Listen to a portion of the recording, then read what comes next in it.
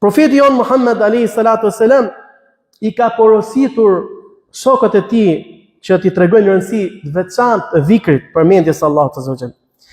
Kështu që një person kur erdhi tek profeti jon Muhammed sallallahu alaihi wasallam dhe i tha: "O i dërguari i Allahut, veprat e Islamit janë shtuar shumë.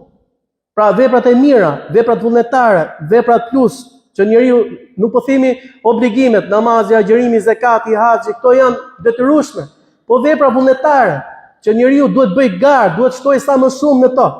Pra ai thotë jam shtuar shumë, pra se njeriu ishte si duket edhe plak, edhe i dobët, i pafuqishëm.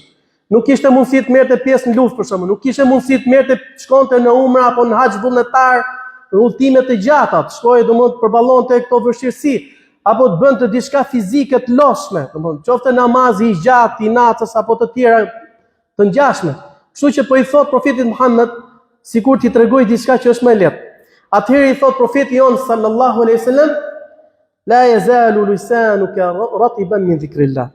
Le të jetë gjuha jote e njomur vazhdimisht me përmendjen e Allahut. Pra s'ke mundësi ti bësh këto punët e vështira të rënda ti. Po është shumë e lehtë që ti thuash la ilaha illallah, subhanallah, alhamdulillah, Allahu akbar. Pra dhikr vetëm me gjuhë, nuk është e lodhshme. Është shumë e lehtë.